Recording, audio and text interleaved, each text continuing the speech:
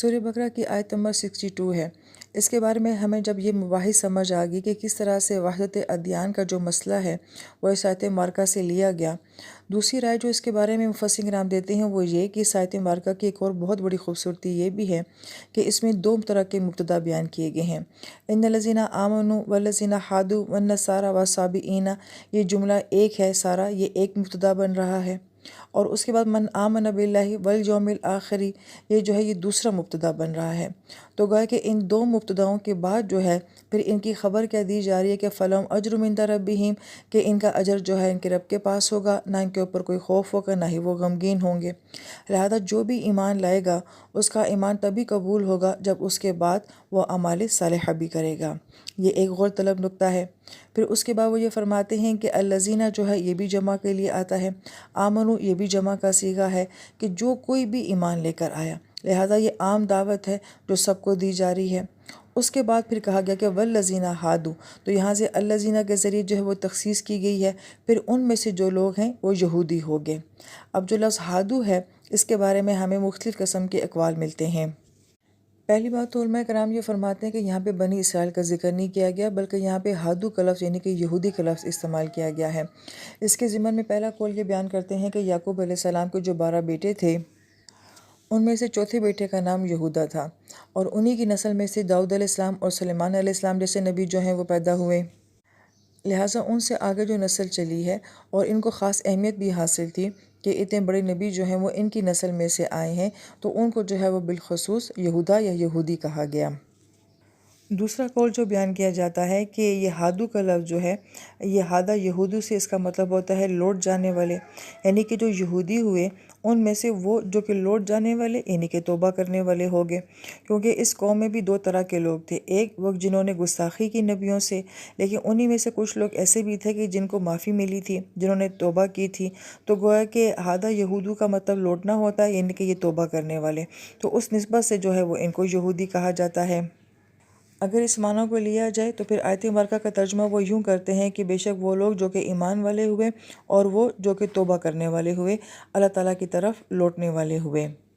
پھر آیت مبارکہ میں ہمیں نصارہ کا لفظ نظر آتا ہے، جس کے بارے میں ایک قول ہمیں یہ ملتا ہے کہ مریم علیہ السلام کا جو علاقہ تھا اس کا نام ناصرہ یا نصران تھا، تو اس مناسبت سے جو ہے وہ عیسیٰ علیہ السلام کے ماننے والوں کو نصارہ کہا جاتا ہے۔ دوسرا قول ہمیں یہ ملتا ہے کہ قرآن پاک نے یہ لفظ ہمیں متعارف کروایا، کیونکہ قرآن پاک میں عیسیٰ علیہ السلام کے بارے میں آتا ہے کہ آپ نے فرمایا تھا کہ من انصاری الی اللہ، تو گویا کہ اس لفظ انصاری سے جو ہے یہ لفظ نصارہ نکلا ہے۔ نصارہ جو ہے یہ عربی زبان کا لفظ ہے، اگر اس طرح سے اس کا معنی دیکھا جائے تو نصرہ جو ہے وہ بہت بڑی فتح یا بہت بڑی مدد کو کہا جاتا ہے۔ لہٰذا پھر دو معنی ہمارے سامنے آ جاتے ہیں کہ یا تو یہ وہ خاص لفظ ہے جو کہ عیسیٰ علیہ السلام کے ساتھیوں کے لیے بولا جاتا ہے جن کو حواری بھی کہا جاتا ہے، یا پھر یہ لفظ اس طریقے سے ہے کہ جنہوں نے عیسیٰ علیہ السلام کی اس مشکل وقت میں مدد کی تو اس نسبت سے ان کو جو ہے وہ نصارہ کہا جاتا ہے۔ پھر اس کے بعد آیت مبارکہ میں سابئین کا لفظ آتا ہے جو کہ سابی سے ہے۔ اس لفظ کے بارے میں بھی کچھ اقوال ہمیں ملتے ہیں۔ پہلا قول یہ ملتا ہے کہ عبداللہ بن عباس رضی اللہ تعالیٰ عنہ نے اور جمہور نے اور امام اعظم رحمہ اللہ تعالیٰ نے کہا ہے کہ سابی وہ ہوتے ہیں جو کہ اہل کتاب ہوتے ہیں، کیونکہ یہود و نصارہ کا ذکر کرتے کرتے اللہ پاک نے تیسری جگہ جب ان کا ذکر فرمایا ہے تو گویا کہ یہ بھی اہل کتاب ہیں۔ اور یہ قول بھی ہمیں ملتا ہے کہ یہ اپنے آپ کو حضرت یحییٰ علیہ السلام کی طرف منسوب کرتے تھے، اور جب قرآن پاک نازل ہو رہا تھا تو اس وقت شام اور عراق کے علاقے میں ان میں سے کچھ لوگ موجود تھے، مگر اب ان میں سے کوئی بھی موجود نہیں ہے۔ پھر ایک قول ہمیں یہ بھی ملتا ہے کہ یہ اپنے آپ کو ابراہیم علیہ السلام کی طرف منسوب کرتے ہیں کہ جب ابراہیم علیہ السلام عراق سے ہجرت کرتے ہیں تو کچھ ایسے لوگ تھے جو کہ ان کو فالو کرنے والے تھے، تو جو ان کے ساتھ اس وقت چلے تو اس وقت کوئی کتاب کوئی شریعت تو نہیں تھی، تو یہ اپنے آپ کو حنفی کہتے تھے، تو گویا کہ یہ وہ لوگ ہیں۔ چوتھا قول ہمیں یہ ملتا ہے کہ ابراہیم علیہ السلام کے بیٹے اسماعیل علیہ السلام، جن کے بارے میں آتا ہے کہ ان کی نسل میں آگے کسی نبی کا جو ہے وہ ذکر نہیں کیا گیا ہے، لہٰذا وہ جس مذہب کے اوپر یا جس تعلیمات کے اوپر چلتے تھے ان لوگوں کو جو ہے وہ یہاں پہ سابئین کہا گیا ہے۔ اور ایک پانچواں قول ہمیں یہ ملتا ہے کہ سابئین لفظ جو ہے یہ سابی سے ہے اور سابی سبا سے ہے، اور سبا کا مطلب جیسے کہ ہم کہتے ہیں باد صبا، کہ ہوا بھی ایک جگہ سے دوسری جگہ جو ہے وہ چلتی رہتی ہے۔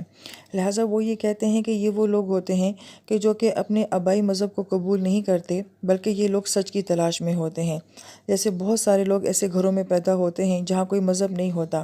لیکن انہیں زندگی میں کہیں نہ کہیں اس بات کا خیال یا احساس ضرور ہوتا ہے کہ کوئی ہے جو اس دنیا کو چلانے والا ہے، یا وہ سچ اور حقیقت کی تلاش میں ہوتے ہیں۔ لہٰذا ایسے لوگوں کو جو ہے وہ سابی کہا جاتا ہے۔ لہٰذا ان چار طرح کے گروپس کو بیان کرنے کے بعد کہ ایمان والا، یہودی، سابی اور نصارہ، یہ سب جو ہیں یہ حقیقت کی تلاش میں، سچ کی تلاش میں ہیں۔ تو سچ اور حقیقت یہ ہے کہ من آمن باللہ والیوم الآخر وعمل صالحا، کہ سب سے بڑی حقیقت یہ ہے کہ جو شخص اللہ کی ذات کے اوپر ایمان لائے گا، آخرت پہ ایمان لائے گا اور اعمال صالحہ کرے گا۔ مفسر کرام یہ فرماتے ہیں کہ ان تینوں چیزوں کا آپس میں بڑا گہرا ربط ہے، کہ اگر کسی کے ایمان کو دیکھنا ہے تو یہ ان تینوں چیزوں کا کمبینیشن لازمی ہے۔ جو اللہ تعالیٰ کی ذات کے اوپر ایمان رکھتا ہوگا تو وہ یقیناً آخرت کا قائل ہوگا، کیونکہ یہ دونوں چیزیں ایک دوسرے کے لیے اتنے لازم و ملزوم ہیں کہ اگر آپ کا اللہ تعالیٰ کی ذات کے اوپر ایمان ہے تو آپ آخرت مانے بغیر رہ ہی نہیں سکتے، اس لیے کہ میں جو کچھ دنیا میں کرتی ہوں میں اس کی جواب دہ کب ہوں گی، اس کے لیے کوئی آخرت کا نظام ہونا بہت ضروری ہے۔ اور پھر بڑی پیاری بات علماء کرام نے فرمایا کہ کسی کا ایمان کتنا ہے اور وہ آخرت کے اوپر کتنا یقین رکھتا ہے، یہ ہمیں دنیا میں کیسے نظر آئے گا؟ تو عمل صالحا سے نظر آئے گا، کہ اس کے اعمال کو دیکھ کے اندازہ ہوگا۔ یہی وجہ ہے کہ آیت مبارکہ میں محض عمل کی بات نہیں ہو رہی، بلکہ عمل کے بعد صالحاً آ رہا ہے، اور صالحاً جو ہے وہ گرامر کے لحاظ سے یہاں پہ حال بن رہا ہے کہ اس کے اعمال کو، اس کی حالت کو دیکھا جائے گا کہ عمل کیا کیسے جا رہا ہے۔ لہٰذا اس کے عمل کی حالت کو دیکھ کے اندازہ ہوگا کہ اس کا اللہ تعالیٰ کی ذات کے اوپر کیسا ایمان ہے اور آخرت کے اوپر کیسا یقین ہے۔ لہٰذا محض کسی فرقے کو مان لینے سے، کسی نبی کو مان لینے سے، یا کسی ایک خاص کتاب کو مان لینے سے انسان کا ایمان جو ہے وہ مکمل نہیں ہوتا ہے۔ اور ہم یہ دیکھتے ہیں کہ تمام مذاہب میں یہی جھگڑا ہے کہ جب تک اس نبی کو نہیں مانو گے، اس کتاب کو نہیں مانو گے، تمہیں کامیابی نہیں ملے گی۔ مگر یہ آیت مبارکہ یہ کہہ رہی ہے کہ ایمان، آخرت پہ یقین اور نیک اعمال کا کمبینیشن جب تک نہیں ہوگا، اس وقت تک کامیابی نہیں ملے گی۔ اور پھر آیت مبارکہ کے آخر میں جو ہے دو انعامات کا ذکر، کہ وہ دو چیزوں سے اللہ تعالیٰ ان کو بری کر دیتے ہیں، ایک خوف سے اور ایک غم سے۔ اور اس آیت مبارکہ کو ہم نے پیچھے بھی بیان کیا کہ خوف کو جو ہے وہ اسم کے ساتھ بیان کیا گیا ہے، اور اسم میں وسعت ہوتی ہے کہ انسان ساری زندگی جو ہے وہ خوف سے نہیں نکل سکتا۔ کبھی ماضی کا خوف ہوتا ہے، کبھی حال کا خوف ہوتا ہے، کبھی مستقبل کا خوف ہوتا ہے۔ تو خوف جو ہوتے ہیں وہ ہمیشہ ہوتے ہیں اور انسان کے ساتھ ساتھ چلتے رہتے ہیں، لیکن یہ فرمایا کہ وہ خوف ان کی زندگی میں ہوں گے مگر ان کے اوپر غالب نہیں ہوں گے۔ عین ممکن ہے کہ ایمان والے کے اندر بھی بہت سارے خوف ہوتے ہیں، اللہ کی ناراضگی کا خوف ہوتا ہے، ایمان کے ساتھ دنیا سے چلے جانے کا خوف ہوتا ہے، اللہ کے سامنے پیشی کا خوف ہوتا ہے۔ لہٰذا اگر یہ کہا جائے کہ یہ سارے پازیٹیو خوف ہوتے ہیں تو یہ خوف تو ایمان والے کے اندر ہوتے ہیں، لیکن کس خوف کی نفی کی گئی ہے؟ وہ خوف جو ہماری نفسیات بن جاتے ہیں، ہماری بیماری بن جاتے ہیں، جو ہماری بے سکونی بن جاتے ہیں، ایسے خوف میں یہ لوگ نہیں رہتے۔ اور یحزنون کو جو ہے وہ فعل کے ساتھ بیان کیا گیا، مضارع کے ساتھ بیان کیا گیا ہے کہ غم کی کیفیت میں ہمیشہ انسان نہیں رہتا ہے۔ اگر انسان جو ہے وہ ہمیشہ غم کی کیفیت میں رہے تو پھر تو وہ زندہ نہیں رہ سکتا۔ لہٰذا غم کبھی آتے ہیں، کبھی چلے جاتے ہیں، تو اس لیے فرمایا کہ وَلَهُمْ يَحْزَنُونَ، وہ ہمیشہ جو ہے وہ غمگین نہیں رہتے ہیں۔